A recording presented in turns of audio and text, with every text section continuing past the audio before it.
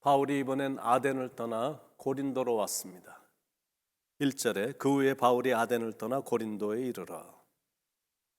사도 바울의 2차 전도 여행인 고린도서의 교회 개척을 사도행전 18장에선 기록하고 있습니다. 그리스는 아데네와 고린도라는 두 지역으로 나뉘어져 있습니다. 고린도는 아가야의 수도로서 굉장히 중요한 항구 도시였습니다.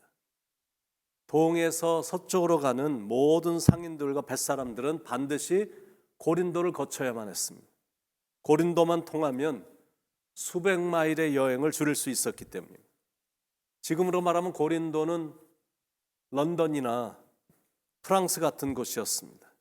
그렇게 모든 사람들이 오는 상업적인 도시이다 보니까 고린도는 유흥업소들이 대단히 많았습니다.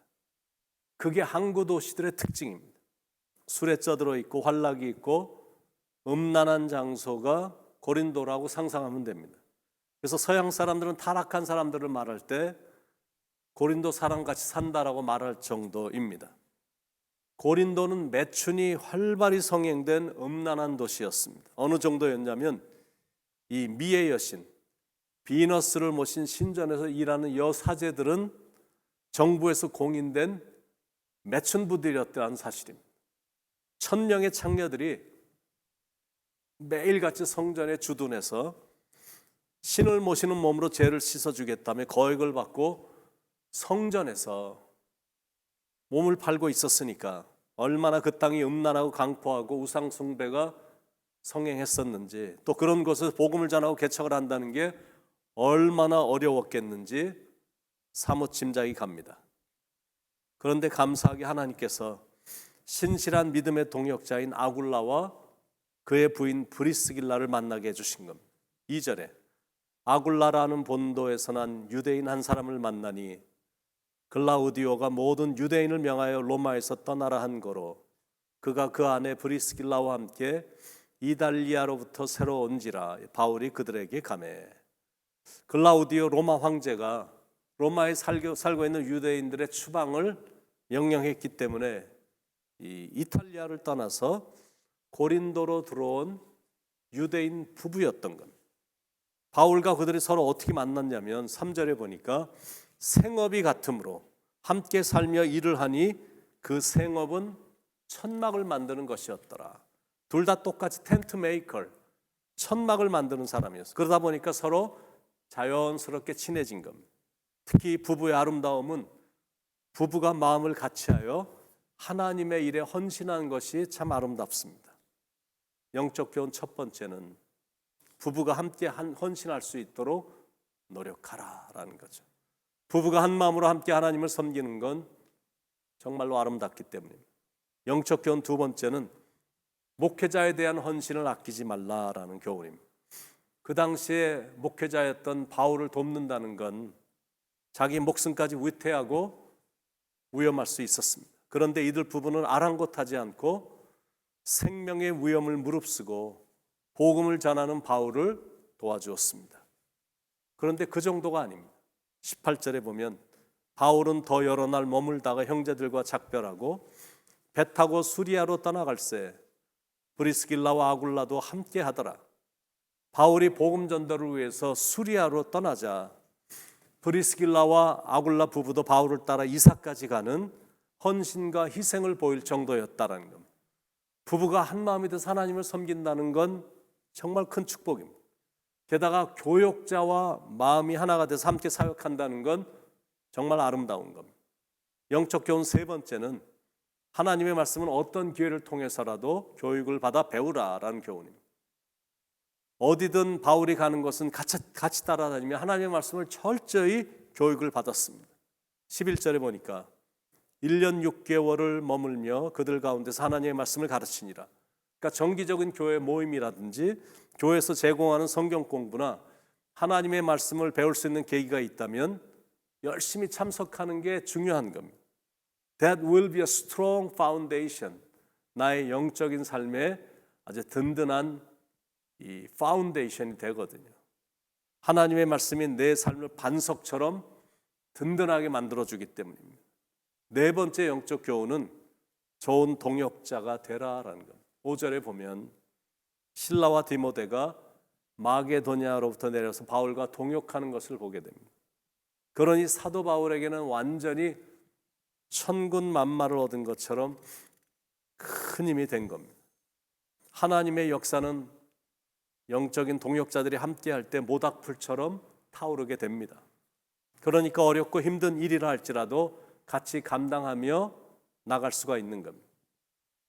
동역자들이 없으면 하나님의 일을 계속하기는 쉽지 않습니다. 왜냐하면 대적자들, 회방꾼들, 방해꾼들, 좌절시키는 일들이 늘 도사리고 있기 때문입니다. 사도 바울에게 있어서 고린도 도시에서의 사역은 다른 곳과 다르지 않게 대적자들도 많았고 전도를 회방하는 사람들도 무수히 많았습니다. 6절에 그들이 대적하여 비방하거늘. 이번에도 유대인들이 일제히 일어나 총독 갈리오에게 바울이 로마법을 어기고 있다고 고소를 한 겁니다. 가뜩이나 도시가 세속적이고 부패의 도시고 부도덕하고 악한 영들의 공격이 심한 곳이라 위협을 심하게 받고 있어서 힘들었는데 그 밤에 예수님께서 그걸 하시고 환상 가운데 바울에게 나타나셔서 위로하시며 큰 소망을 주신 겁니다. 9절로 10절에 밤에 주께서 환상 가운데 바울에게 말씀하시되 두려워하지 말며 침묵하지 말고 말하라. 내가 너와 함께 있음에 어떤 사람도 너를 대적하여 해롭게 할 자가 없을 것이니 이는 이 성중에 내 백성이 많음이라 하시더라. 예수님의 첫 번째 위로의 음성, 두려워하지 말라. 예수님의 두 번째 위로의 음성, 침묵하지 말고 말하라. 사람이 이렇게 두려움에 휩싸여지게 되면 말이 없어지거든요. 입이 잘 안 떨어지고 입에서 말도 잘 나오지 않습니다. 뭔가 무서운 마음이 들거나 떨리면 말은 안 나오고 이빨만 계속 부딪히는 소리가 나잖아요. 그런 마음이 막 들려고 하는데 예수님께서 오셔서 절대 두려워하지 말아라 라며 위로를 하신 겁니다. 예수님의 세 번째 위로의 음성은 내가 너와 함께 있노라라는 음성이었습니다. 바울이 갑자기 자기 주위에 아무도 없다라는 생각이 불현듯 들었던 것 같습니다. 그걸 아신 예수님께서 내가 너와 함께 있다라며 위로를 해주신 겁니다. 여러분, 이 말만 믿어지면 절대 두려워할 거 없거든요. 하나님이 우리를 위하시는데 누가 우리를 대적하리요? 두려워 떨던 이사야 선지자에게 들려주신 하나님의 그 음성, 두려워 말라. 내가 너와 함께 함이니라.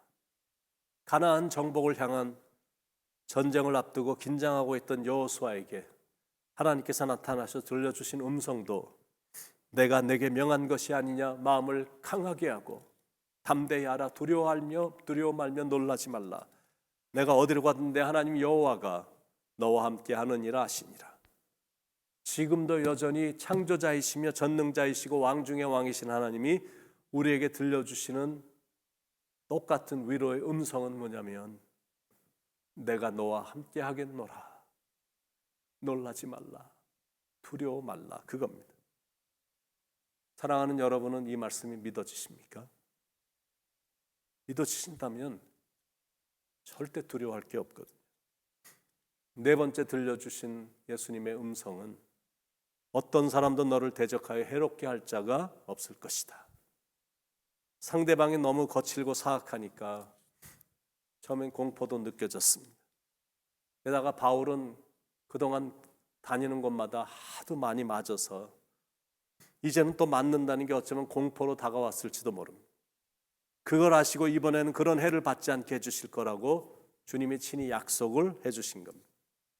바울아, 그동안 참 많이 힘들었지. 이번엔 해를 받지 않도록 해줄게. 어떤 사람도 너를 대적하여 해롭게 할 자가 없을 것이다. 그리고 마지막으로 들려주신 주님의 음성은 이 성중에 내 백성이 많다라는 위로의 음성이었습니다. 이 성 안에 네가 알지 못하는 많은 내 백성들이 있다. 그들도 내 백성이니 두려워 말고 나가라. 너무나 자상하고 분명하고 상세하고 따뜻하게 말씀하시며 격려를 해주시니까 바울이 새로운 힘과 용기를 얻었습니다. 그리고 마음에 확신이 되니까 고린도 도시를 향한 하나님의 크신 계획도 보게 됐고 소망도 보게 됐고 하나님이 고린도에서 강력하게 복음을 전하기를 원하심을 깨닫게 됐습니다. 그래서 사도 바울은 고린도에서 1년 6개월을 머물면서 힘써서 하나님의 말씀을 전한 겁니다. 사람들이 여기저기서 일어나 이유 없이 자기를 고소하고 핍박을 해도 바울은 두려움 없이 전도 사역을 감당했습니다. 그랬더니 약속하신 대로 예수님은 바울과 함께 해주셨고 지켜주셨고 보호해주셨고 그리고 그곳에 열매가 있게 해주셨다는 겁니다. 여러분도 하나님의 음성에 귀를 기울이며 하나님의 비전과 꿈을 붙잡길 바랍니다. 그러면 낙담하지 않게 되고 두려워하지 않게 되고 담대하게 예수님의 십자가와 죽음과 부활의 복음을 열심히 전할 수 있게 됩니다. 바라기는 천국에 갈 때까지 주님 계신 천국을 바라보며 끝까지 주님이 원하시는 길을 묵묵히 담대히 걸어가길 바랍니다. 가는 길에 기회가 되는 대로 열심히 전도도 해서 생명도 살리며 걸어가는 저와 여러분이 될 수 있기를 예수님의 이름으로 간절히 축원을 드립니다. 기도하겠습니다. 참 힘든 여정이라고 느껴질 때가 있는데 그때마다 들려주시는 주님의 음성이 있어서 두려워하지 말아라, 놀라지 말아라.